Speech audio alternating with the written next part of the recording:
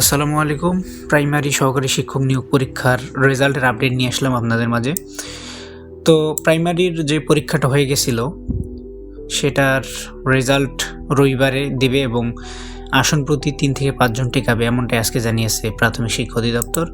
ইতোমধ্যে OMR sheet কাটা শেষ, তারা যাচাই বাছাই আরও করতেছে এবং এখানে আমরা কিছু আপডেট পেয়েছি।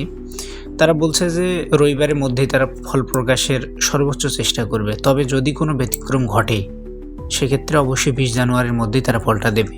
এখানে আর কোনো ব্যতিক্রম ঘটবে না, মানে আপনি ধরেই নিতে পারেন যে ২০ তারিখ পার হবে না, তবে কালকে দেওয়ার সম্ভাবনা সবচেয়ে বেশি, মানে রবিবারে দেওয়ার।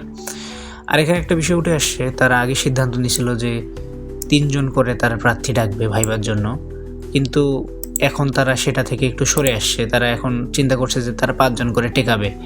মানে হলো আপনার উপজেলায় যদি ২০টা পদ থাকে সেক্ষেত্রে আপনার ডাকবে ১০০ জনকে, যেহেতু শূন্য পদের বিপরীতে ৫ জন করে ডাকবে।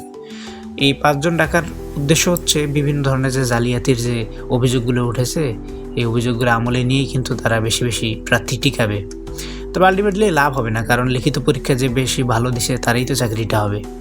আপনি যদি কম পান লিখিততে আর ভাইভাতে 10-এ 10 পান, তারপরও লাভ হবে না, কারণ ভাইভাতে তেমন ফেল করায় না প্রাইমারিতে। আর আপনার যদি লিখিত মার্ক ভালো থাকে সেক্ষেত্রে চাকরিটা আপনিই পাবেন।